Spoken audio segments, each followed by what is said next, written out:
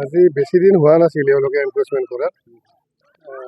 বেছি ঘৰ মানুহ নাছিল আৰম্ভণিতে নটিচ চটিচ দিয়া গৈছিলে তেওঁলোকৰ বুদ্ধিবিলাক হ'ল কি মানুহ আনি থাকিব এখন গাঁও বনাই থাকিব আৰু এনেকুৱা ধৰণৰ আছিলে সম্পূৰ্ণ PPA এক্টৰ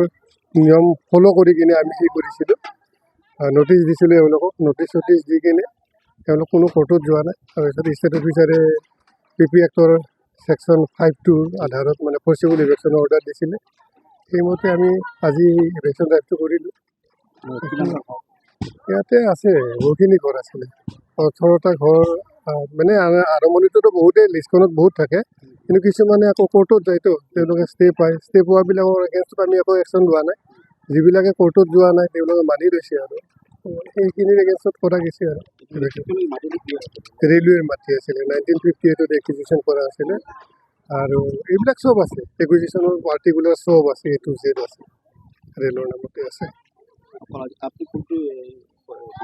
এইটো গাঁও ৰেভিনিউ ভিলেজখন ন এইখিনি বিজি কলনী বুলি কয় এইটো গতানগৰ মালিগাঁৱৰ মাজত আৰু এইখিনি জেগা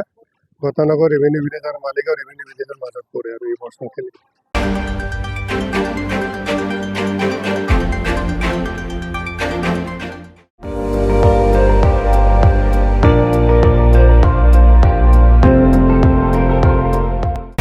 আপুনি চাই আছে ND24